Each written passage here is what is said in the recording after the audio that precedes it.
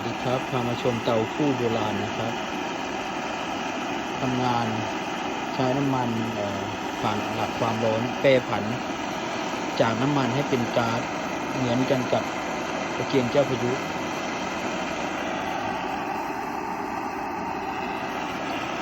อันนี้เทคโนโลยีเมื่อ100 กว่าปีนะครับยังใช้ได้ถึงปัจจุบันต้มกาแฟได้ต้มมาม่าได้สบายใช้งานง่ายๆครับใช้แอลกอฮอล์เผาดับให้ร้อนแล้วก็ปั๊มลมเข้าไปถ้าจะหลีไฟก็ปล่อยลมออกมันก็จะเบา